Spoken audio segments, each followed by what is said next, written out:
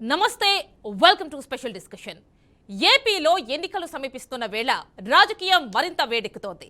2024 ఎన్నికల్లో విజయమే లక్ష్యంగా వైసీపీ ఒక పక్క, టీడీపీ జనసేన మరో పక్క వ్యూహరచన చేస్తున్నారు. కానీ ప్రజలు ఎవరికి పట్టం కడతారు అనేది ఆసక్తిని రేపుతోంది. జగన్ అభివృద్ధి చేయలేదని, కేవలం అవినీతి చేశాడని చంద్రబాబు పవన్ కళ్యాణ్ కూటమి ఆరోపిస్తుంటే, చంద్రబాబు హయాంలో అసలు ఏమీ జరగలేదని, అంతా తానే చేస్తున్నానని జగన్ చెప్పుకొస్తున్నారు. టీడీపీ 6 గ్యారెంటీల్లో ప్రజల్లోకి వెళ్తుంటే, జగన్ మాత్రం తాను చేసిన సంక్షేమమే గెలిపిస్తుందని ధీమా వ్యక్తం చేస్తున్నారు. మేనిఫెస్టోలో పెట్టిన హామీల్లో దాదాపు 99.5% హామీలను పూర్తి చేశామని పదే పదే చెప్పుకొస్తున్నారు. ఇదిలా ఉంటే తాము కూడా బరిలో ఉన్నామంటూ ఇటీవల ఏపీ కాంగ్రెస్ చీఫ్ గా బాధ్యతలు చేపట్టిన వైఎస్ షర్మిల అంటోంది. అంతేకాదు అన్న వైసీపీ ప్రభుత్వ అధినేత వైఎస్ జగన్ పై విమర్శలు గుప్పిస్తున్నారు. ఇలాంటి పరిస్థితుల్లో ప్రజలు ఎవరికి జై కొడతారు, ఎవరికి నెయ్యి కొడతారు అనేది ఆసక్తికరంగా మారింది. ప్రస్తుతం దీనిపైనే హూ ఈజ్ నెక్స్ట్ సీఎం ఏపీకి అనేది ఈ రోజు స్పెషల్ డిస్కషన్ లో టాపిక్. దీనికి సంబంధించి ఫస్ట్ ఆఫ్ ఆల్ జూమ్ నుంచి మనకి అందుబాటులో ఉన్నారు సింగారెడ్డి రామచంద్రారెడ్డి గారు, కేంద్ర ప్రభుత్వ పథకాల ప్రచార కమిటీ కన్వీనర్ బీజేపీ. నమస్తే అండి. ఇప్పుడు ప్రస్తుతం నడుస్తున్న హాట్ టాపిక్ ఏంటంటే హూ ఈజ్ నెక్స్ట్ సీఎం. ఇదే రోజు మన డిస్కషన్ కూడాను. దీనికి సంబంధించి ఒక్కొక్క పార్టీ ఒక్కోలా చెప్తోంది, ఒక్కో స్లోగన్తో ముందుకు వెళ్తోంది. వైసీపీ 99.5% ఇచ్చిన హామీలన్నీ నెరవేర్చేసాం, మేమే నెక్స్ట్ సీఎం అని చెప్పి జగన్ అంటున్నారు. ఇంకా జనసేన టీడీపీ కూటమి కూడా మేము 6 గ్యారెంటీలతో వెళ్తున్నాము, మేమే నెక్స్ట్ సీఎం అని కూడా అంటున్నారు. ఇలా ఎవరికి వారే అంటున్నారు. సో ఎవరు నెక్స్ట్ సీఎం అనేది ఈరోజు మన డిస్కషన్. దీనికి సంబంధించి వైఎస్ షర్మిల ఒక హాట్ కామెంట్ చేస్తూ వచ్చినటువంటి ఒక వీడియో ఒకటి వైరల్ గా మారింది. దానికి సంబంధించిన ఏవి ఫస్ట్ ఆఫ్ ఆల్ ఒకసారి చూద్దామండి. గన్నవరం పోర్టు రాజశేఖర రెడ్డి గారు ఉన్నప్పుడు గన్నవరం పోర్టు ప్రభుత్వానికి కూడా ఒక స్టేక్ ఉండాలి అని చెప్పి రాజశేఖర రెడ్డి గారి ఆలోచన చేస్తే 30 ఏళ్ల తర్వాత మళ్ళీ గన్నవరం పోర్టు ప్రభుత్వం చేతుల్లోకి రావాలి అని రాజశేఖర రెడ్డి గారి దాన్ని అలా డిజైన్ చేస్తే ఇప్పటికే 15 సంవత్సరాలు అయిపోయింది.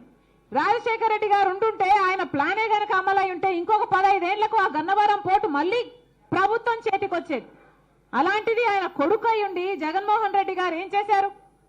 కేవలం 600 కోట్ల రూపాయలకు అదానికి మొత్తానికి అంటగట్టేశారు కదా గన్నవరం పోర్టు. ఇప్పుడు ప్రభుత్వానికి ఏ స్టేకు లేదు, ప్రభుత్వం చేతికి ఎప్పటికీ రాదు. పూర్తిగా అప్పనంగా అప్పగించేశారు. ఎవరి సొమ్మును అప్పగించారు? ప్రజల సొమ్ము కాదా? ఆంధ్ర రాష్ట్ర ప్రజల సొమ్ముని, ఆంధ్ర రాష్ట్ర ప్రజలని తాకట్టు పెట్టినట్టు కాదా? వీళ్ళ కుమ్మక్కు రాజకీయాల కోసం ఆంధ్ర రాష్ట్ర ప్రజలను తాకట్టు పెట్టారు. ఇది వాస్తవం. స్వలాభం కోసం ప్రజల ప్రయోజనాలను తాకట్టు పెట్టారు. ఆ రోజు రాజశేఖర రెడ్డి గారు ఉన్నప్పుడు ఎన్ని ఫ్యాక్టరీలు, ఎన్ని కంపెనీలను రాజశేఖర రెడ్డి గారు నిలబెట్టారు. ఎన్ని కంపెనీలను రాజశేఖర రెడ్డి గారు మునిగిపోకుండా కాపాడారు. ఈరోజు వైజాగ్ స్టీల్ అన్నది 30,000 మందికి ఉద్యోగాలు ఇస్తుందట. 30,000 మందికి ఉద్యోగాలు ఇస్తుంటే ఈ రోజు ఆ 30,000 మందికి భరోసా లేకుండా పోయింది ప్రభుత్వాల మీద. ఇక మనకి చూశారు కదండి రామచంద్రారెడ్డి గారు వైఎస్ షర్మిల చేసినటువంటి కామెంట్స్. చెప్పండి, ఏమంటారు మీరు? ఈ వీడియో చూసిన తర్వాత మీరేమంటారు? ఎందుకంటే ప్రతి అంశం కూడా నెక్స్ట్ ఎవరు సీఎం కాబోతున్నారు అన్న దానికే టార్గెట్ గా చేస్తున్నారు ప్రతి ఒక్కళ్ళు కామెంట్స్ అనేవి. ఇక విజేతారెడ్డి గారు ప్రస్తుతం మనకి లైవ్ లో అందుబాటులో ఉన్నారు. నమస్తే అండి. ఇవిడ ప్రస్తుతం టీడీపీ రాష్ట్ర మహిళా ప్రధాన కార్యదర్శి, మాజీ జెడ్పీటీసీ నెల్లూరు నుంచి. చూశారు కదా YS Sharmila comments video. YCP అంటోంది ఏం చేసినా గానీ టీడీపీ జనసేనకి ఫేవర్ గా మాట్లాడడానికి ఇండైరెక్ట్ గా షర్మిల మాట్లాడుతున్నారు అని అంటోంది. ఏమంటారు? వచ్చే ప్రయత్నమే చేశాడు. ఆ రోజు అధికారంలోకి వచ్చేదాకా కూడా ఆయన చెప్పిన మాట ఒకటే, మా నాన్న ఫోటో పక్కన నా ఫోటో పెట్టుకొని పూజించేలాగా నా పరిపాలన ఉంటుంది, నేను అంతకు మించి కూడా బాగా వస్తే జగనన్న వదిలిన బాణాలని ఆ రోజు రోడ్ల మీద తిరిగినటువంటి షర్మిల ఈ రోజు జగనన్నని గురిపెట్టి మాట్లాడుతుంది. మీరు చూస్తున్నారు, ఈ రోజు వైఎస్ఆర్సీపీ నాయకులే బయట వచ్చి మేము పరిపాలనలో ప్రజలకు మేలు చేయలేకపోయాం, మేము ఇంకా రాజకీయాల్లో కొనసాగాలి. వాయిస్ ఎందుకో గానీ ఆడిబుల్ గా లేదండి,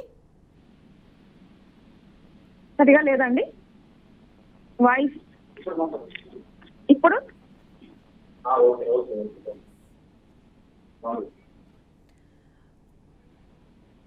ఓకే, రైట్ అండి, రైట్. ఓకే అండి. ఈరోజు విజయతారెడ్డి గారు, అదే ఇప్పుడు ఎవరు చూసినా నెక్స్ట్ ఏపీకి ఎవరు సీఎం అవుదామన్న ఆ కోణంలోనే అందరూ కూడా కామెంట్స్ చేస్తూ ఉన్నారు. చాలా స్ట్రాంగ్ కౌంటర్స్ ఇస్తున్నారు ఎవరేం మాట్లాడినా కానీ. ఇప్పుడు మీరు చూస్తుంటారు వైఎస్ షర్మిల వీడియో ఒకటి. సో ఆవిడ అదానీ గ్రూప్ గురించి మాట్లాడింది. ఇంకా ఏది మాట్లాడినా వైసీపీకి వ్యతిరేకంగా మాట్లాడుతున్నారు, ఇండైరెక్ట్ గా టీడీపీ జనసేనకి పాజిటివ్ గా మాట్లాడుతున్నారు అనేది ఆమె అన్న జగన్ చేస్తున్నటువంటి కామెంట్స్. సో ఏమంటారు మీరు?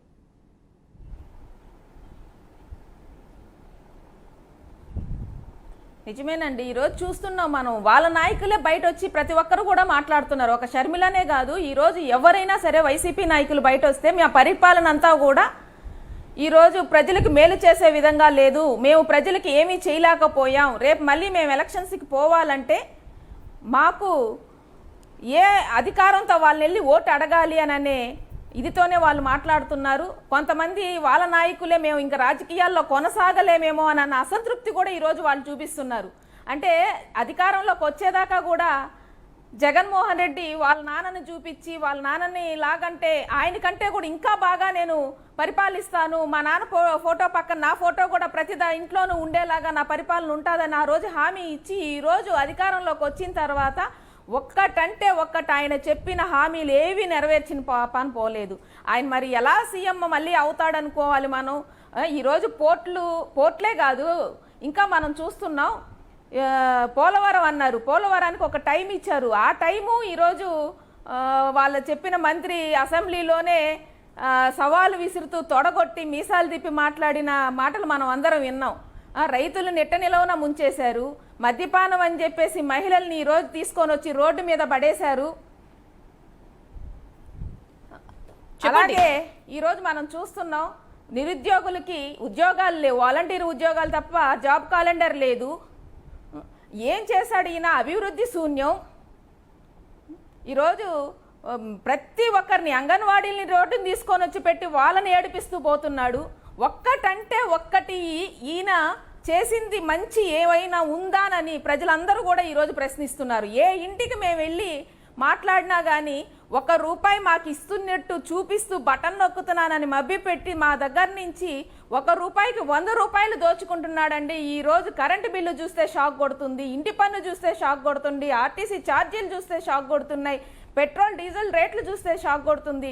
ఏది పట్టుకొని ఏది తినాలన్నా ఏది కొనాలన్నా ఈరోజు మా పరిస్థితి దారుణంగా ఉంది అని ఒక ఆమె చెప్తుంది. ఈరోజు నిన్న వెళ్తే మాకు మద్యపానం అని చెప్పాడండి, మా ఇంట్లో మా పిల్లలకి పూట గడవసి తిండి పెట్టే ఆలోచన కూడా మాకు చూస్తుంటే ఏడుపు వస్తుంది. మా భర్త పోతున్నాడు, 10 రోజులు పనికి పోతే 15 రోజులు తాగతా కూర్చుంటున్నాడు, వచ్చిన దానికి ఇంట్లో ఉన్న డబ్బులు నేను వెళ్ళి ఇంట్లో పాచి పని చేసి తీసుకొని వస్తే ఆ డబ్బులు కూడా తీసుకెళ్ళి తాగేస్తున్నాడు. మద్యపానం నిషేధించండి, మద్యపానం నిషేధిస్తానని చెప్పి ఆ రోజు హామీ ఇచ్చాడు, కానీ ఆయన ఏమీ చేయలేదు. మీరన్నా వస్తే మాకు అది నిలబెట్టండి అని బతిమలాడుతున్న పరిస్థితి ఈరోజు మహిళలు.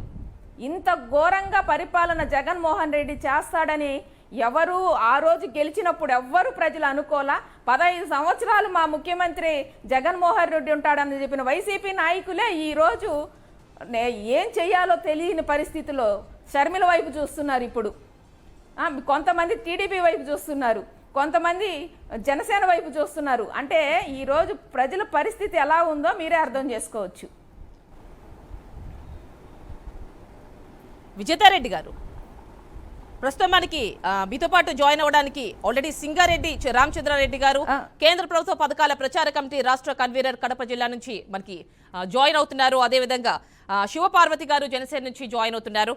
ఇంకా పెంటపాటి పుల్లారావు గారు రాజకీయ విశ్లేషకులు ఢిల్లీ నుంచి, ఆయన ప్రస్తుతం అందుబాటులో లేరు. ఇక కండాపు గోవిందరావు గారు రాష్ట్ర టిట్కో డైరెక్టర్ వైసీపీ నుంచి జాయిన్ అవుతున్నారు. నమస్తే అండి. ప్రస్తుతం అందరి టార్గెట్ ఒకటే, హూ ఈస్ నెక్స్ట్ సీఎం. ఎవరి పార్టీ స్లోగన్స్ వాళ్ళకున్నాయి, ఎవరి మటుకు వాళ్ళు మేము 99.5% చేస్తామని వైసీపీ చెప్తోంది. మేము 6 గ్యారెంటీలతో వెళ్తున్నాము, అటు తెలంగాణలో అలాంటి గ్యారెంటీలతోనే అక్కడ కాంగ్రెస్ ప్రభుత్వంలోకి వచ్చింది కాబట్టి ఇక్కడ మేము కూడా వస్తామని టీడీపీ చెప్తోంది. ఇక కాంగ్రెస్ అయితే జవసత్వాలు తెచ్చుకుంది. వైఎస్ఆర్ కాంగ్రెస్ పార్టీకి వ్యతిరేకంగా ఆమె చెల్లినే షర్మిల్నే బరిలోకి దింపి. సో మరి ఇలాంటివన్నీ కూడా చూసుకున్నట్లయితే హూ ఈస్ నెక్స్ట్ సీఎం అంటే ఫస్ట్ ఆఫ్ ఆల్ మనం సింగారెడ్డి రామచంద్రారెడ్డి గారి దగ్గరికి వెళ్దాం. మీకు ఇంత నమ్మకం ఉండడానికి మేమే నెక్స్ట్ సీఎం అవుతామని ఏంటండి మీ కాన్ఫిడెన్స్ వెనుకున్న సీక్రెట్ ఏంటి? నమస్తే అండి. ముఖ్యంగా బీఆర్కే న్యూస్కు స్వాగతం. ఇప్పుడు రాష్ట్రంలో మొత్తం కన్ఫ్యూజన్ అనేటువంటి పరిస్థితి ఉంది. ఇప్పుడు షర్మిల గారు రాజకీయ రంగ ప్రవేశం ఈరోజు కొత్తగా చేస్తున్నారు. ఇక్కడ ఆమె పరిపక్వత లేని రాజకీయాలతో ఆంధ్రప్రదేశ్లోకి అడుగు పెట్టడం జరిగింది.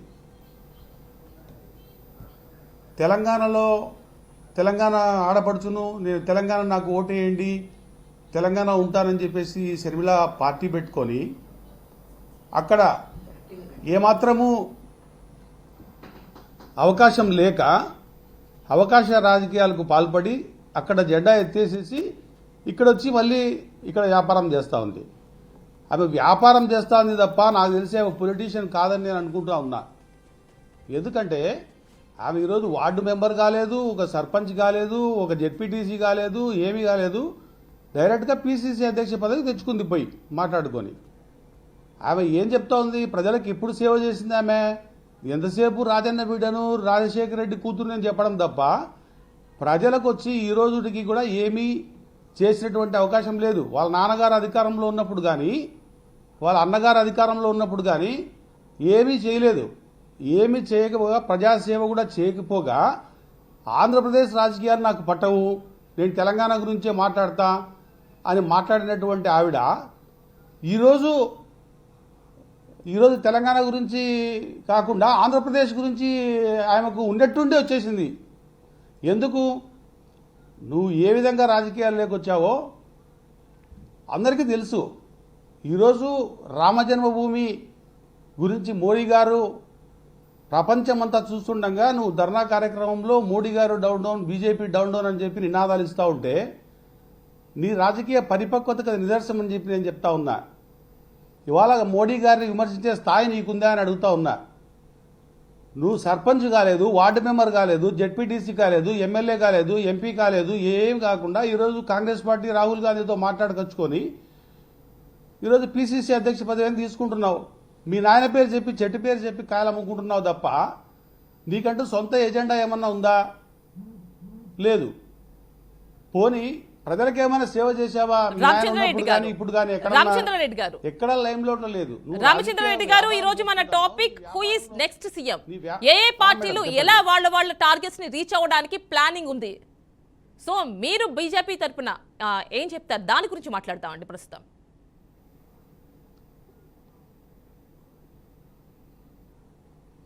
మేడం, ఆంధ్రప్రదేశ్ లో రాజకీయాలు చాలా భ్రష్టు పట్టిపోయి ఉన్నాయి.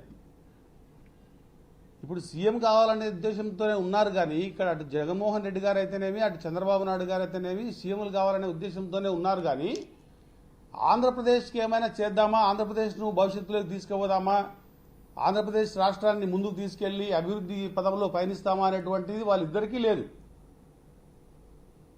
కాబట్టి ప్రజలు కూడా ఇప్పుడు బీజేపీ వైపు చూస్తూ ఉన్నారు. కాకపోతే బీజేపీకి మొత్తం రాష్ట్రంలో సంబంధించి అన్ని శాఖలలో పట్టుంది. రాష్ట్రంలో మా పార్టీకి సంబంధించి అన్ని కోణాలలో సంస్థాగతంగా మేము బలంగా ఉన్నాం. మాకు ఉండే ఒకే ఒక లోపం ఏదంటే నాయకత్వం, బలమైన నాయకత్వం కావాలి అని చెప్పి కోరుకుంటా ఉన్నారు. మోడీ లాంటి నాయకత్వం ఆంధ్రప్రదేశ్లో కూడా తయారైన రోజు ఖచ్చితంగా బీజేపీకి ఇక్కడ బ్రహ్మరథం పడడం జరుగుతుంది. షర్మిల గారు కానీ, చంద్రబాబు నాయుడు గారు కానీ, జగన్మోహన్ రెడ్డి గారు కానీ వీళ్ళందరూ మాట్లాడే మాటలు ఈ ఆంధ్రప్రదేశ్కు ఒకటి కూడా పనికిరావు. ఒక్క బీజేపీతోనే ఆంధ్రప్రదేశ్లో పరిపాలన సాధ్యం.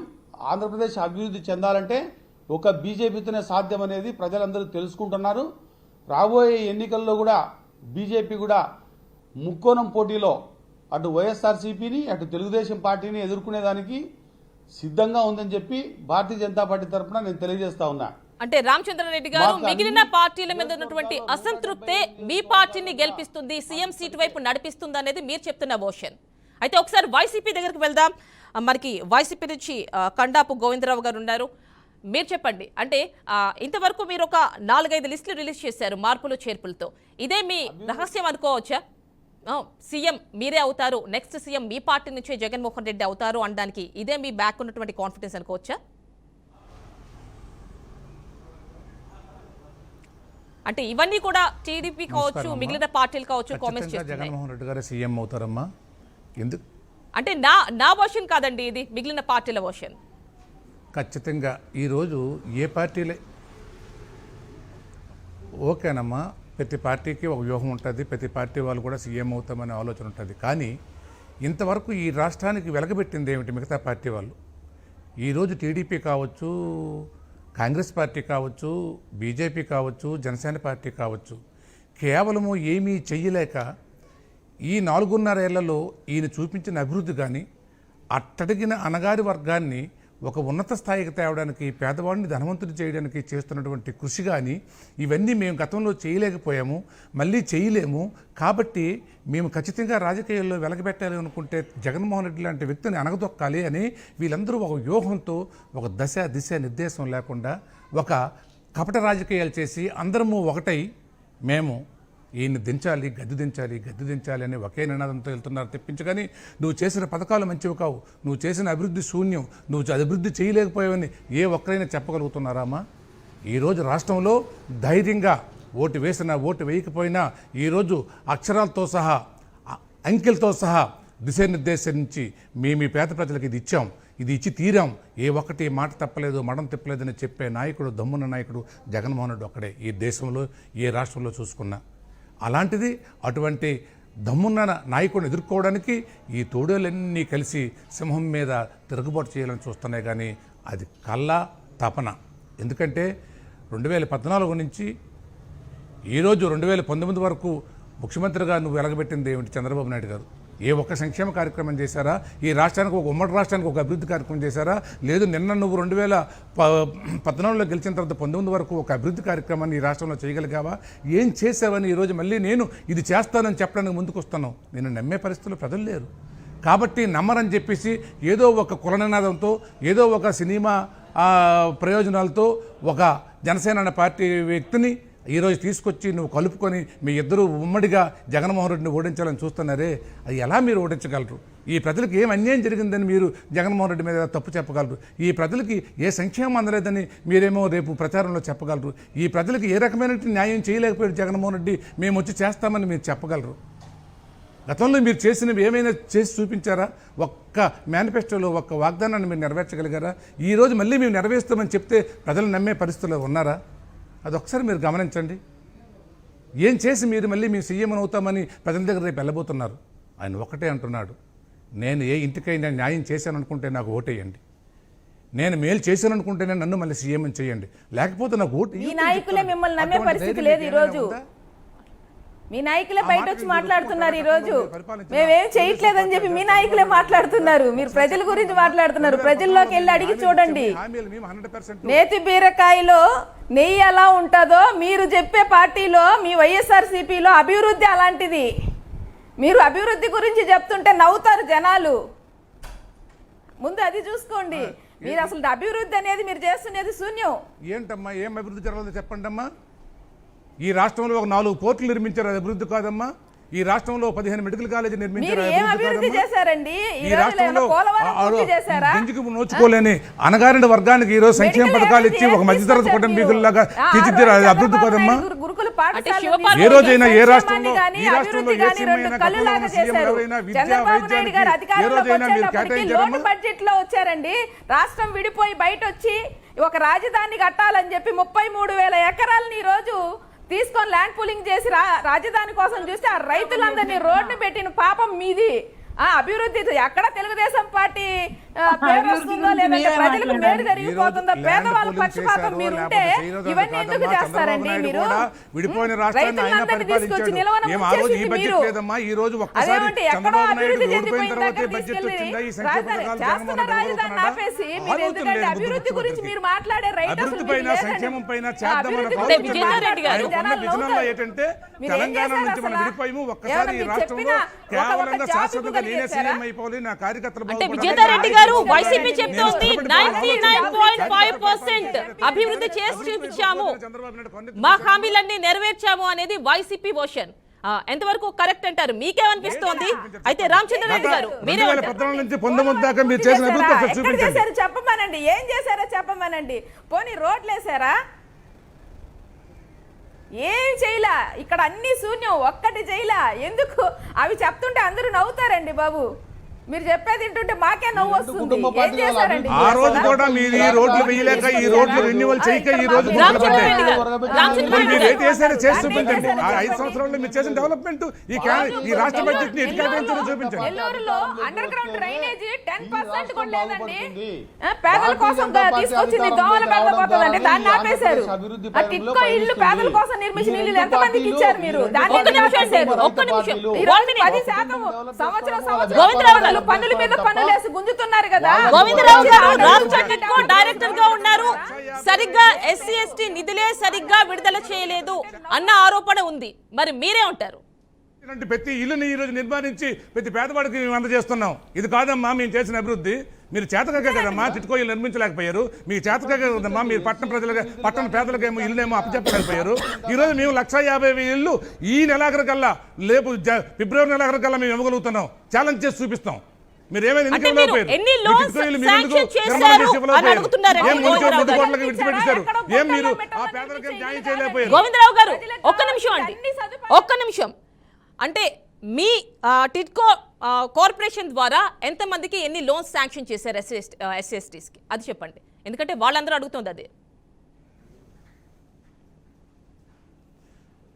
ప్రతి పట్టణ పేదవాడికి బ్యాంకు లింకప్లు ఇచ్చి ₹1 పేదవాడికి ఇల్లు ఇచ్చే ఆ సౌభాగ్యాన్ని ఒక జగన్మోహన్ రెడ్డి కల్పించి వాళ్ళకి మ్యాచింగ్ గ్రాంట్గా ఏదైతే 350 ఎస్ఎఫ్టీ 400 ఎస్ఎఫ్టీలు ఉన్నాయో వాళ్ళకి మ్యాచింగ్ గ్రాంట్గా లోన్ల ద్వారా మీరేమో బ్యాంకుల ద్వారా లోన్లు ఇప్పించి దాని విడతల ద్వారా కట్టించుకోవడానికి ప్రయత్నించి ప్రతి మురుగు కోపంలో ఉన్నటువంటి ఇల్లు లేనటువంటి వారికి ఇల్లు సౌకర్యాన్ని కల్పించి ఈరోజు ఒక్కొక్కరికి అప్పచెప్పి రేపు ఫిబ్రవరి నెలాఖరికల్లా 150,000 ఇల్లు ప్రతి పట్టణ పేదవాడికి ఇచ్చే పరిస్థితిలో ఈరోజు ఈ ప్రభుత్వం ఉంది. అది ఈ ముఖ్యమంత్రి చేసినటువంటి ఘనత.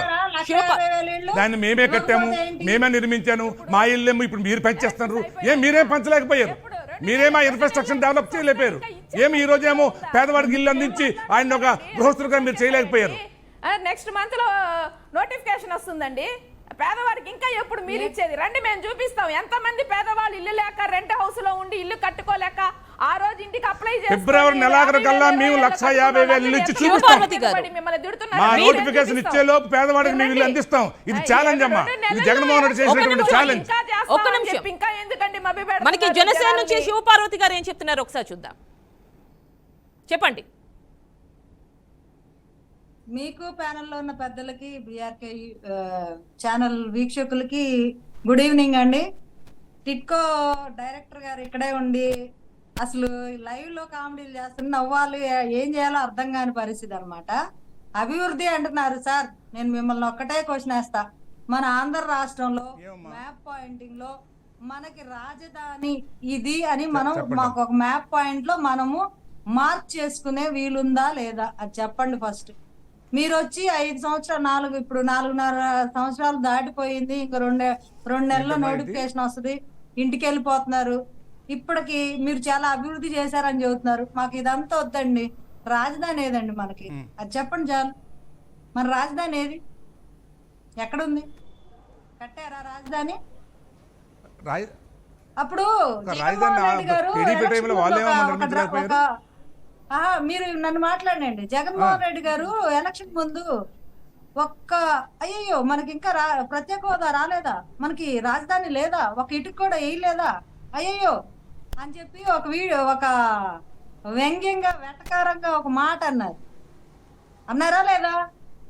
మరి ఈ రోజు ప్రతిపక్షాలు ఇంకెంత వ్యంగ్యం వెటకారం చేయాలి? ఆయనకి మ్యాండేట్ ఇచ్చి 151 మంది ఎమ్మెల్యేలు గెలిపించి అధికారం ఇచ్చిన ప్రజలు రాజధాని ఆయన అనేది మాటలు రాష్ట్ర ప్రజల నమ్మి సొత్తు. ఆయన నిమిరి ముద్దులు పెడితే అన్ని ప్రాంతీయులు మద్యపాన అన్ని ఫలాలు నిషేధం అందుకోవాలనే చేస్తా. ఆలోచనతో నా జగన్మోహన్ అక్క రెడ్డి చెల్లె- మా అక్క రాజధానిని 3 చెల్లెమ్మలకు భాగాలుగా అండగా చేసి ఉంటాను. రాష్ట్రంలో ఉన్నటువంటి మీరు అన్ని మాట్లాడండి, విభాగాలకు మీరు మాట్లాడండి, సమన్వయం వినండి. చేయాలనే ఆలోచనతో న్యాయ ఇప్పుడు రాజధాని మీరే కాదు, మరి మీరు చెప్పేదే కాదు, పరిపాలనా నేను విభాగం చెప్పేది కూడా ఇవన్నీ వినండి వేరు వేరుగా ఉంచాలని ఆలోచన ఎప్పుడు రామచంద్రారెడ్డి గారు. జగన్మోహన్ రెడ్డి ఆ ఆలోచన మీకుందమ్మా. ఒక ప్రాంతమే డెవలప్ అవ్వాలి, ఒక కులమే డెవలప్ అవ్వాలి, ఒక ప్రాంతీయులే కోటీశ్వరులు అవ్వాలి, ఒక రియల్ ఎస్టేట్ వ్యాపారం చేసుకున్నా మీకు జగన్మోహన్ రెడ్డి గారికి పోల్చుకోవడం చాలా తప్పు.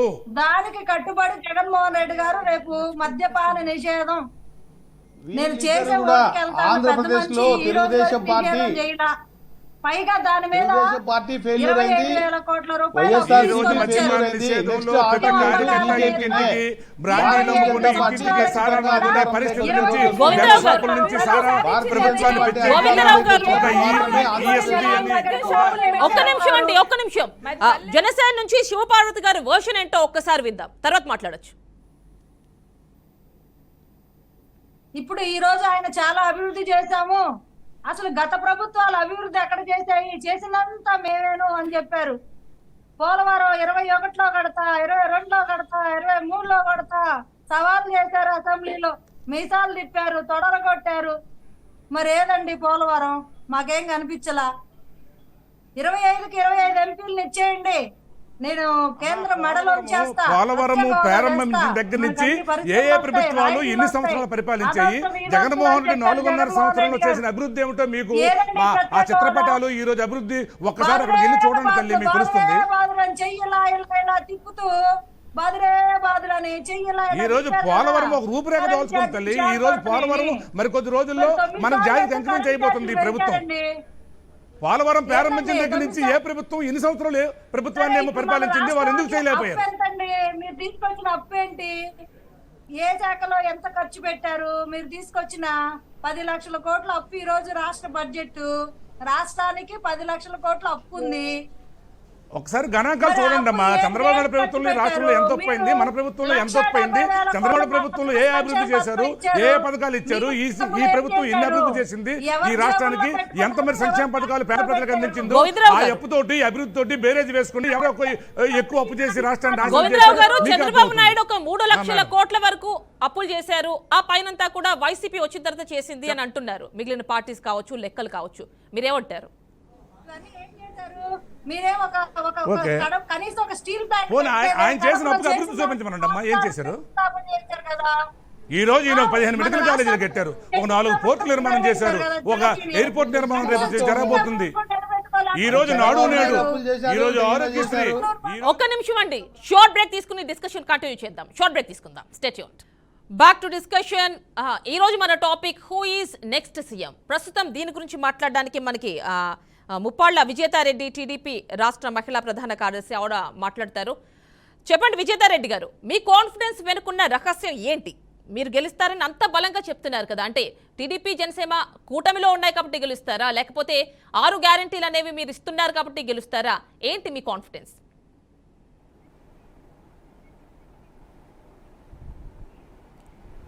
మా కాన్ఫిడెన్స్ చంద్రబాబు నాయుడు గారు చేసిన పరిపాలనేనండి. గతంలో చంద్రబాబు నాయుడు గారి పరిపాలన ఎలా ఉందనేది ప్రజలందరూ చూశారు.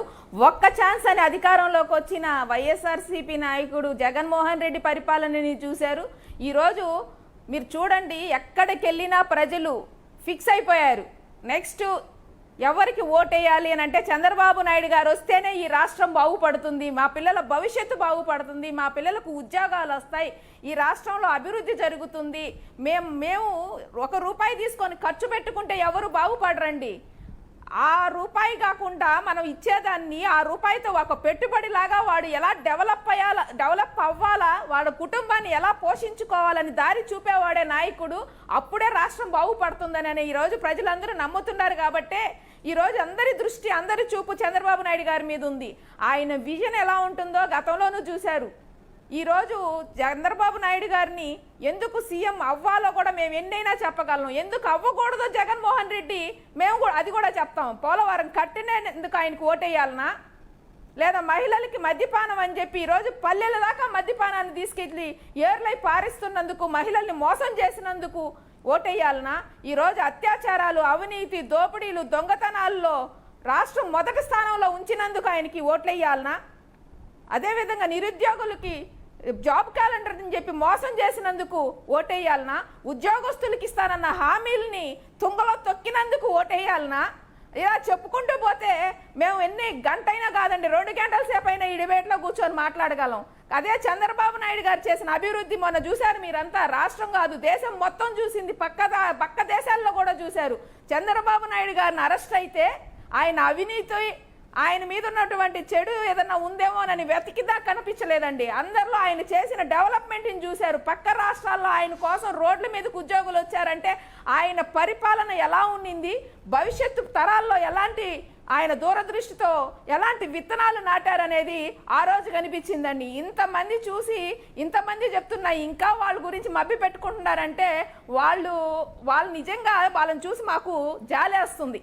మేము వాళ్ళని చూసి జాలి పడుతున్నాం. ఆ రోజు రాష్ట్రం విడిపోయిన తర్వాత చంద్రబాబు నాయుడు ముఖ్యమంత్రి అయితే జగన్మోహన్ రెడ్డి రోడ్ల మీదకి వచ్చి నేను ఏదో చేస్తానని చెట్టు పేరు చెప్పి పండ్లు చూపించినట్టు ఆయన వాళ్ళ నాన్న పేరు చెప్పుకొని అధికారంలో రావడానికి రోడ్ల మీద తిరిగి 1,00,000 హామీలు ఇచ్చాడు. అందరి చేతిలో నెత్తిన ముద్దులు పెట్టి, నెత్తిన చేతులు పెట్టి ఈరోజు వాళ్ళని అతపాతాళానికి తొక్కేశాడండి. ఈరోజు నిజంగా ఏ ఒక్కరు కూడా ఈరోజు బాగుపడిన పాపాలు లేదు. వాళ్ళు 1 రూపాయి ఆదాయం పెంచుకునే మార్గం లేదు. వాళ్ళకి వ్యాపారాలు లేవు. భవన నిర్మాణ కార్మికులు రోడ్డున పడ్డారు. ఇసుక దోపిడీ, స్టీల్ రేట్లు పెరిగిపోయాయి. ఏ పని చేయాలన్నా వాళ్ళకి ఈరోజు పూట గడవని పరిస్థితికి తీసుకొని వచ్చాడు ఈ జగన్మోహన్ రెడ్డి. అదే ఆ రోజు చంద్రబాబు నాయుడు గారు కానీ గెలుచుండుంటే ఈ రాష్ట్రం 15 ఏళ్ళు ముందుండేది. ఈరోజు జగన్మోహన్ రెడ్డిని గెలిపించుకొని 15 ఏళ్ళు వెనక్కి తీసుకెళ్ళాడు. ఈరోజు చూస్తున్నాం అందరం ఏం చేశాడు ఈయనని ప్రతి ఒక్కరు క్వశ్చన్ చేస్తున్నారు. 1 రూపాయి ఇస్తున్నాడు, అమ్మఒడి అన్నాడండి. ఎవరు అడిగారండి అమ్మఒడి? ప్రభుత్వ స్కూల్ని నాడు నేడని డెవలప్ చేసావు. డెవలప్ చేసినప్పుడు వాళ్ళకి మంచి విద్యను అందిస్తే వాడు బాగుపడతాడు. ఫౌండేషన్ లేకుండా, విద్యను ఇవ్వకుండా, వాళ్ళకి టీచర్స్ని సక్రమంగా వాళ్ళలో డ్యూటీలు చేయనీయకుండా, వాళ్ళు బాత్రూముల్లో క్లీన్ చేసి ఫోటోలు పెట్టాలా, లేదంటే మీ మద్యం షాపుల దగ్గర లైన్లో నిల్చుకోవాలా, లేదంటే మీరు అదర్ యాక్టివిటీస్ వాళ్ళ ద్వారా చేపించాలా? వాళ్ళకి డిఎస్సి లేదు, ఆ స్కూల్ని మెడ్జి చేసేసావు. ఎన్ని చెయ్యాలనో అన్ని చేశాడు తప్పితే వాళ్ళకి ఏది కూడా ఆయన చేసినట్టు మీరు గమనించండి. మీకు అందరూ రాష్ట్రంలో విజయతారెడ్డి గారు మనకి ప్రస్తుతం పొలిటికల్ అనలిస్ట్ పెంటపాటి పుల్లారావు గారు జాయిన్ అయ్యారు. నమస్తే అండి. అసలు ఈ రోజు మన టాపిక్ ఏంటంటే who is next CM. So ఎవరి వర్షన్ వాళ్ళకుంది. మేం చేసిన సంక్షేమమే మమ్మల్ని గెలిపిస్తుంది అని వైసీపీ అంటోంది. అసంతృప్తిగా ఉన్నటువంటి ప్రజలు మీకు వ్యతిరేకంగా ఓటేస్తారు, మమ్మల్ని గెలిపిస్తారని ఏ పార్టీకి ఆ పార్టీ, ఇటు బీజేపీ కావచ్చు, అటు జనసేన, టీడీపీ కూటమి కావచ్చు, ఏదైనా కావచ్చు, వీళ్ళందరూ కూడా చెప్తున్నటువంటి వాళ్ళ వర్షన్. ఒక అనలిస్ట్గా మీరేం చెప్తారు? ఒకటి ఎవరవుతారో చెప్పలేదు కానీ పెద్ద మార్పు మాత్రం ఏమి ఉండదు. ఎందుకంటే నిన్న మొన్న కొంతమంది ఎమ్మెల్యేలు, ఎంపీలు రిజైన్ చేశారు వైఎస్ఆర్సీపీకి. వాళ్ళు మిగతా పార్టీల్లో జాయిన్ అవుతున్నారని వాళ్ళే చెప్పుకున్నారు. ఒక ఎంపీ రిజైన్ చేసి నేను జనసేనకి వెళ్ళిపోతున్నానని ఆయనే చెప్పుకున్నాడు. సో నేను ఏమనుకుంటున్నానంటే పార్టీలు మారుతారు, మనుషులు వాళ్ళే ఉంటారు. చాలా వరకు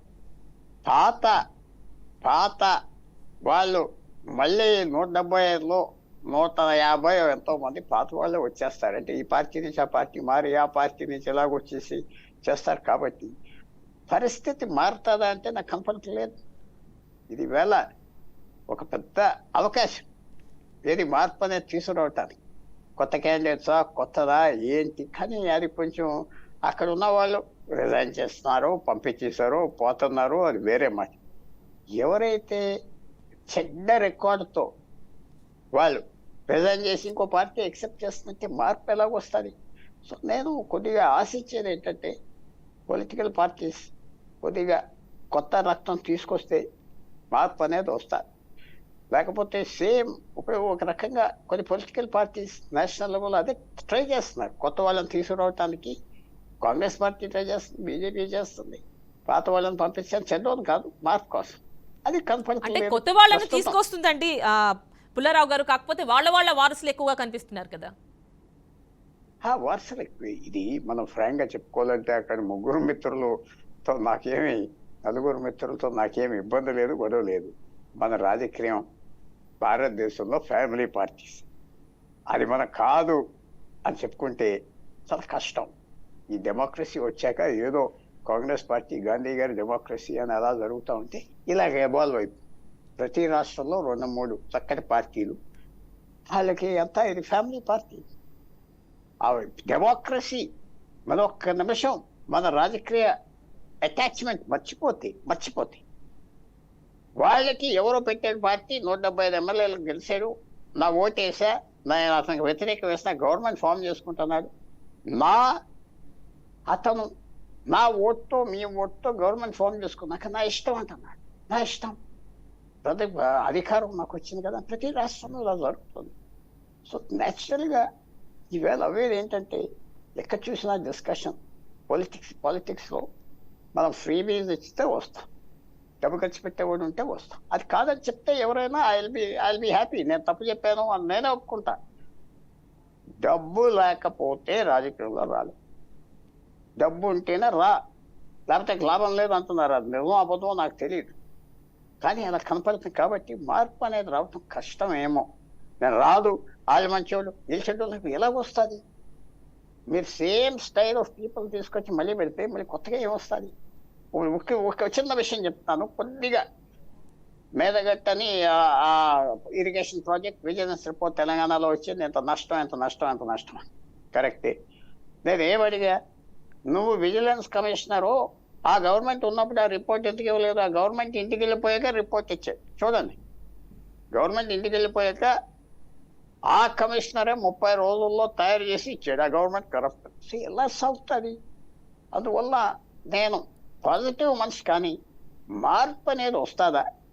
సేమ్ పీపుల్ ఇప్పుడు ఎంతమంది ఈ పార్టీ వదిలి ఆ పార్టీకి వచ్చి నీకు ఎమ్మెల్యే ఇస్తున్నా ఉన్నారు, ఎంపీ నేను ఇస్తున్నా అంటున్నారు, వాడే ఎక్కడికి వస్తున్నారు, ఈయన గారే ఎక్కడికి వెళ్తున్నారు, వంశాలే. ఇంకా అది వేరే, అది డిస్కషన్. అంటే మార్పులు జరుగుతున్నాయి, కానీ మార్పులు జరుగుతున్నాయి పుల్లారావు గారు. కాకపోతే ఒక నియోజకవర్గం నుంచి ఇంకో నియోజకవర్గానికి, ఒక పార్టీ నుంచి ఇంకో పార్టీకి సేమ్ నేతలే వెళ్తున్నారు.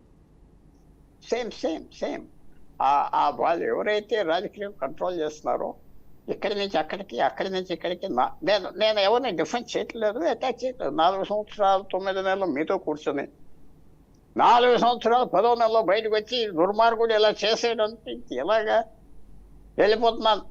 ఆ పక్క పార్టీ పిలిచి రాబాబు కూర్చోంటున్నారంటే మరి ఇంకా ప్రజలకు చాయిస్ ఏంటి? ఆ వ్యక్తే ఇంకో పార్టీ. సో చాయిస్ అనేది మనకి లిమిటెడ్ అయిపోయింది. మనకి ప్రజాస్వామ్యంలో మీకు ఓటు ఇచ్చాం, ఓటు హక్కు అయితే ఎలాగా? కొత్తవాడు ఎవరు రాలేడు. అందువల్ల ఇది నేను అనుకుంటున్నా కొద్దిగా మనకి ఒక పెద్ద ప్రాబ్లంగా మన రాష్ట్రంలో ఉన్నది. మన రాష్ట్రంలో కాదు, దేశం అంతా ఇది. లాలూ ప్రసాద్ ఉన్నారు, 1989లో ముఖ్యమంత్రి అయ్యేది జనతా పార్టీని 1 సంవత్సరం తర్వాత గెంటేసి ఆయన సొంత పార్టీ పెట్టుకుని కంటిన్యూ అవుతున్నారు. 30 సంవత్సరాలు 1933 సంవత్సరాలు బీహార్ ఆయన చేతిలో ఉన్నారు. సేమ్ థింగ్ విత్ ములాయం, ఆయన సొంత పార్టీలు పెట్టుకుని ఎలక్షన్ ఎన్టీఆర్, కేజ్రీవాల్ అలాంటి వాళ్ళు అధికారంలోకి వచ్చారు. ఆ పార్టీ పెట్టుకుని రావచ్చు. కేజ్రీవాల్, మమతా బెనర్జీ, ఓకే, వాళ్ళు ఆ పార్టీని తీసేసుకుని జనతా పార్టీలో ఉండి పుల్లారావు గారు, మీ వాయిస్ ఆడిబుల్ గా లేదు. సమ్ ప్రాబ్లం, ఏదో టెక్నికల్ ప్రాబ్లం ఉన్నట్టుంది. ఓకే, ఇప్పుడు ఓకే అండి. ఓకేనండి. సో ఎనీవే, ఈ చేంజ్ అనేది వస్తే బాగుంటుంది. చేంజ్ నాకు కనపడట్లేదు.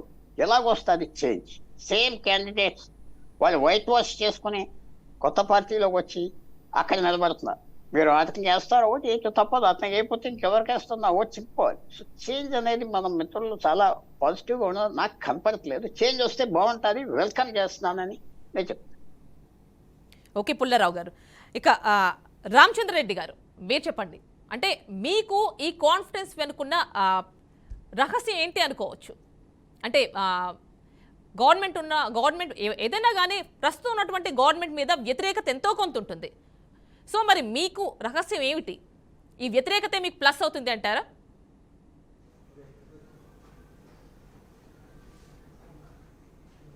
చెప్పండి గారు. ఈ రాష్ట్రంలో ముఖ్యమంత్రిగా జగన్మోహన్ రెడ్డి ఫెయిల్యూర్ అయిపోయారు. అదేవిధంగా ప్రతిపక్ష నాయకుడుగా చంద్రబాబు నాయుడు కూడా ఫెయిల్యూర్ అయిపోయాడు.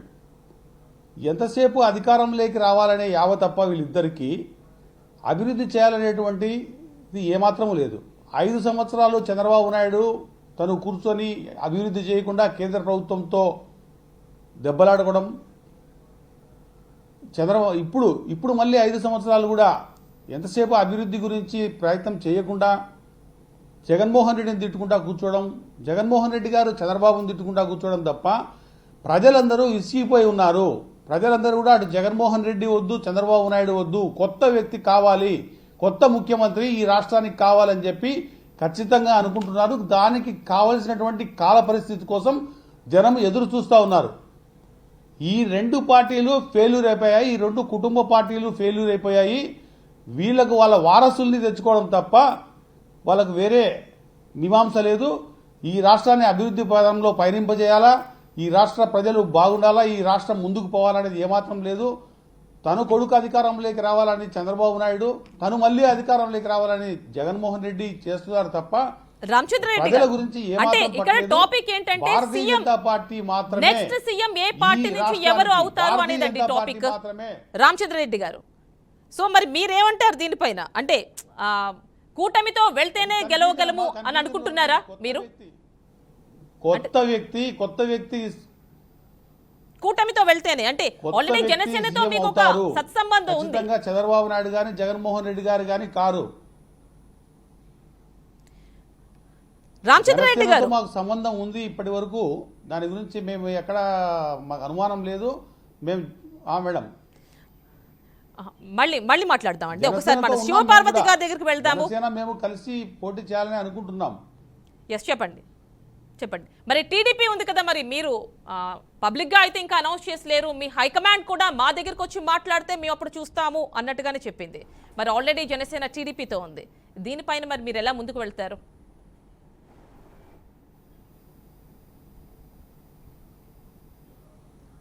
జనసేన అనేది పొలిటికల్ పార్టీ ఎవరితో అయినా ఉండొచ్చమ్మా, దాని గురించి ప్రాబ్లం లేదు.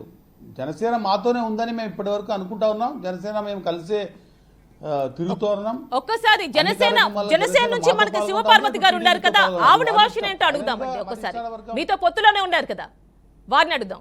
శివపార్వతి గారు చెప్పండి. బీజేపీ తోటి మేము ఎప్పటి నుంచో పొత్తులో ఉన్నామండి, పొత్తు కొనసాగుతుంది. అంటే ఇప్పుడు టీడీపీతో కూడా మీరు ఉన్నారు పొత్తులో. వాళ్ళు ఏమంటున్నారు అంటే మాతో వచ్చి హైకమాండ్ తో మాట్లాడితే మాకు ఓకే, మాట్లాడకపోతే మేమేం చేయలేమని చెప్తోంది. అది టీడీపీ వాళ్ళ నిర్ణయం అండి. మాకైతే మేము బీజేపీతో పొత్తులో కొనసాగుతున్నాము. అట్ ద సేమ్ టైం రాష్ట్ర ప్రయోజనాల కోసం, రాష్ట్ర భవిష్యత్తు కోసం ప్రాంతీయ పార్టీ అయిన టీడీపీ తోటి అలయన్స్ లో ఎన్నికల బరిలో దిగడానికి మేము సిద్ధమయ్యాం. అంటే రాష్ట్ర ప్రయోజనాలు ఓకే శివపార్వతి గారు, రాష్ట్ర ప్రయోజనాలు ఓకే, సీఎం కావడానికి మీ ప్రయోజనాలకి ఎంతవరకు సపోర్ట్ చేస్తుంది అంటారు? ఖచ్చితంగా అండి. మేము 100% పవర్ షేరింగ్ లో 100% జనసేన కూడా అధికారంలో ఉంటుంది. అది ఆ భరోసా ఉంది కాబట్టే పవన్ కళ్యాణ్ గారు అలయన్స్ లో వెళ్ళడం జరిగింది. రేపు ప్రజలు దీవిస్తే అంటే పొత్తు ధర్మాన్ని పాటించి రేపు సీట్ల సర్దుబాటు గాని ఇద్దరు పార్టీల అధినాయకులు చూసుకుంటారు. ఎలక్షన్స్ తర్వాత వచ్చే ఫలితాలు, ప్రజలు ఇచ్చిన తీర్పు, ఎవరి బలాబలాలు, దాన్ని బట్టి ఎవరు సీఎం క్యాండిడేట్ అవ్వాలి అనేది ఎన్నికల తర్వాత విషయం. అది ముందైతే మా ప్రణాళిక జగన్మోహన్ రెడ్డి గారిని ఎట్టి పరిస్థితిలోనూ అవకాశం ఇవ్వకూడదు. శివపార్వతి గారు, మీతో పొత్తులో ఉన్న టీడీపీ వాళ్ళు ఒక్కసారి మాట్లాడదాం అండి. మనకి విజేతారెడ్డి గారు ఉన్నారు కదా, విజేతారెడ్డి గారు చెప్పండి. కంప్లీట్ చేయనివ్వండి, నన్ను కంప్లీట్ చేయండి. అంటే మీతో పొత్తులో ఉన్న వాళ్ళే కదా, వాళ్ళవి మీవి ఒకటే అభిప్రాయాలు ఉండొచ్చు. అంటే ఇంతవరకు విజేతారెడ్డి గారు, ఇంతవరకు అందరూ కూడా అంటే ఎస్పెషల్లీ వైసీపీ ఒక 4 లిస్టులు, 5ది కూడా వచ్చేస్తుంది కూడాను. సో మీరు ఎలాంటి లిస్టులు రిలీజ్ చేయలేదు, మరి ఏమనుకోవాలి ఇంతవరకు?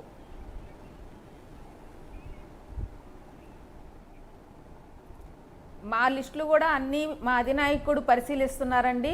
ఎక్కడ ఎవరిని పెట్టాలి, ఎక్కడ పెడితే మనం గెలుస్తాము, ఎక్కడ పొత్తులో జనసేనకి ఎక్కడ ఏం చేయాలనేది జనసేన అధినాయకుడు అలాగే టీడీపీ అధినాయకుడు ఇద్దరు కూడా కలిసి ఈ ఆలోచనలు చేస్తున్నారు. ఎవరికి ఎన్ని సీట్లు ఇవ్వాలి, ఎక్కడ ఏమనేది అది వాళ్ళు తెలుస్తారు.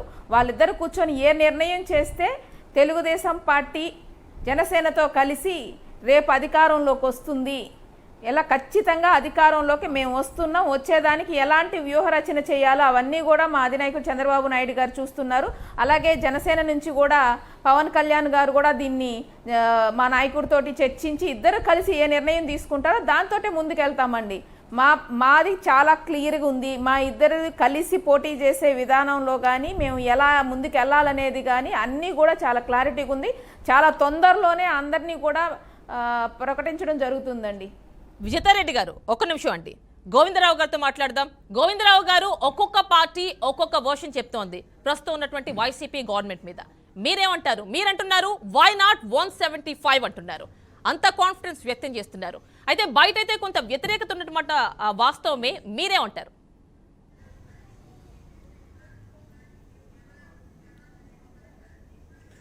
బయట ఏ రకమైన వ్యతిరేకత లేదమ్మా. వ్యతిరేకత ఉన్నదని వీళ్ళు కల్పించుకుంటున్నారు తప్పించే కానీ వైఎస్ఆర్ పార్టీ మీద ఎటువంటి వ్యతిరేకత లేదు. ఈరోజు 175కి 175 గెలుస్తామనే ఒక నమ్మకము, ఒక విశ్వాసం మాకు ఎందుకు ఉందంటే ఈ 4.5 ఏళ్లలో జగన్మోహన్ రెడ్డి గారు ప్రతిదీ కూడా ఆచితూచి అణగారిన వర్గం దగ్గర నుంచి అట్టడుగు వర్గం దగ్గర నుంచి ఉన్నత స్థాయి వరకు కూడా ప్రతిదీ కూడా వివరణతో ఆచితూచి అడుగులేస్తున్నారు. దానికి తార్కాణమే రేపు మేము 175 సీట్లు గెలుస్తామన్న ఒక నమ్మకం. ఎందుకంటే ఇప్పుడు మేడం గారు చెప్పినట్టు ప్రజలు పిచ్చైపోయారు ఈ ప్రభుత్వం వచ్చిన తర్వాత. ఎందుకు పిచ్చైపోతారు మేడం? పేద పిల్లలందరూ కూడా చదువుకోవాలని చెప్పేసి విద్య మీద నిధులు కేటాయించి నాడు నేడు పేరుతో ప్రతి పాఠశాలలో పాడుపడిపోయిన పాఠశాలను దేవాలయంగా మార్చడమే ప్రజలు పిచ్చైపోయారా? ఈరోజు ఆరోగ్యశ్రీ ఎంత పెద్ద జబ్బు ఇచ్చినా 25 లక్షల వరకు ఆరోగ్యవంతులుగా తీర్చిదిద్దుకోవడం కన్నా ఉపకారం చేసినటువంటి ఈ ఆరోగ్యశ్రీ పథకం ద్వారా ప్రజలు పిచ్చైపోయారా? ఈరోజు రైతు భరోసా కేంద్రాలు సచివాలయాలు పెట్టి రైతుకు మేలు చేసి విత్తనాల దగ్గర నుంచి పురుగు మందుల దగ్గర నుంచి ధాన్యం కొనుగోలు వరకు కూడా ప్రతిదీ కూడా ఇంటి వద్దే ఉండి రైతు సుభిక్షంగా ఉన్నందుకు ఈరోజు ప్రజలు పిచ్చైపోవాలా? ఏ రకంగా ప్రజలు పిచ్చైపోతున్నారు? ఇవి సాలదా?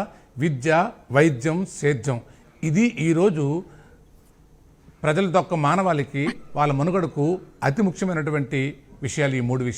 ఈ మూడు విషయాలు ఆచితూచి తప్పకుండా ప్రతిదీ కూడా అడుగులు వేసుకుంటూ అనగారిన వర్గం దగ్గర నుంచి రైతుల వరకు కూడా ప్రతిదీ కూడా న్యాయం చేసుకుంటూ జగన్మోహన్ రెడ్డి వెళ్తున్నారు. ఇకపోతే వాళ్ళ అనైక్యత ఈరోజు మాకు 175 సీట్లు గెలిపిస్తాయి మేడం. ఈ రోజు వరకు అటు టీడీపీ జనసేన గాని ఒక్క ఎమ్మెల్యేను కూడా ఈ రోజు వారు అనైక్యత గెలిపిస్తుంది అంటారా, సంక్షేమం గెలిపిస్తుంది అంటారా? మీ స్లోగన్ సంక్షేమమే మమ్మల్ని గెలిపిస్తుంది అంటున్నారు కదా గోవిందరావు గారు. అనైక్యత వల్ల మేము చేసే సంక్షేమమే ఈరోజు 175కి 175 గెలిపిస్తాయి. ఎందుకంటే మాకు నమ్మకం ఉంది. ఈరోజు సంక్షేమం ఈరోజు గోవిందరావు గారు పొలిటికల్ అనలిస్ట్ పుల్లారావు గారి దగ్గరికి వెళ్దాం.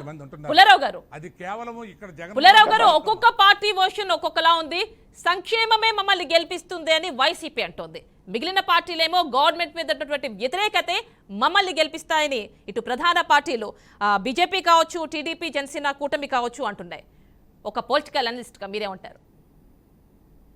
ఒకటి, ఇది మనం ఆలోచించవలసింది, ఎక్కడ చూసినా రాజకీయ నాయకులు భయపడేది ఏంటంటే ప్రజల ఆకలి తీర్చలేరు. ఆకలి, ప్రజల ఆకలి అంటే ఈ ఆంధ్ర అని కాదు, ఎక్కడైనా అంతా ఫ్రీ భారతదేశం, అంతా ఫ్రీ భారతదేశం అయిపోయింది. ఎవరు చెప్పుకోవట్లేదు. 80 కోట్ల మందికి ఫ్రీ రేషన్, 80 కోట్ల మందికి. అలాగే చాలా మందికి, అంటే మీరు పేదవాళ్ళకి ఇవ్వద్దంటారా అని ఎవరు అంటే పేదవాళ్ళకి ఇవ్వద్దంటలేదు, పేదవారి నెత్తి మీద ఎంత కావలిస్తే అంత పోయమంటారా. కానీ పునాదులు తవ్వద్దని చెప్తున్నాం. మీకు 1 లక్ష రూపాయలు ఉండి 10,000 రూపాయల ఆదాయం ఇంట్రెస్ట్ వస్తే 10,000 ఖర్చు పెట్టి మళ్ళీ ఆ 1 లక్ష రూపాయల మీద అప్పు తీసుకొచ్చి ఖర్చు పెడితే సెంట్రల్ గవర్నమెంట్, స్టేట్ గవర్నమెంట్ అది కాదు. చాలా ప్రమాదమైన పరిస్థితి. ప్రపంచంలో అతి ప్రాస్పరస్ దేశం ఒకనప్పుడు అర్జెంటీనా. మన భారతదేశం అంత సైజ్ ల్యాండ్ ఉన్నది సౌత్ అమెరికాలో. ఇప్పుడు కూడా జనాభా 4 కోట్లే.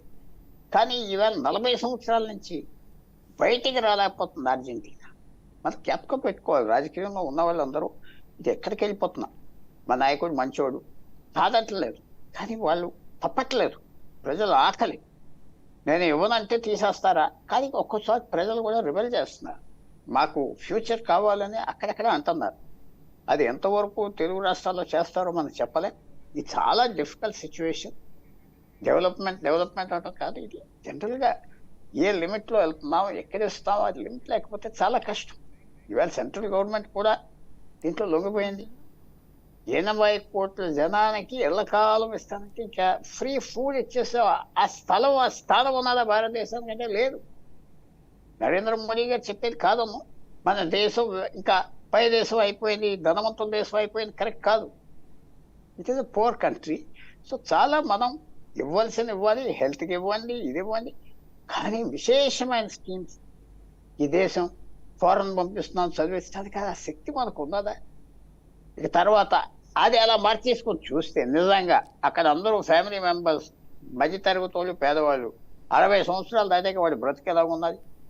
వస్తానంటే వైద్యం ఇస్తాను అంటున్నాడు, కానీ ఆ మన సొసైటీ కూడా ఎరిగిపోయింది కదా, ఎలా ఉన్నది పరిస్థితి అని కొంచెం మనం ఆలోచించాలి. అంటే నేనేం నెగిటివ్గా చెప్పట్లేదు, ఇది ఎంతవరకు వెళ్తుంది?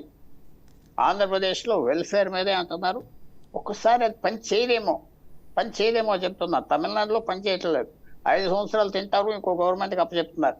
సో ఇక్కడ ఆంధ్రప్రదేశ్లో పరిస్థితి వాళ్ళు కృతజ్ఞత చూపెడతారా మీరు ఇచ్చినందుకు, లేకపోతే కొంచెం ఫార్వర్డ్ థింకింగ్ ఉంటుందా?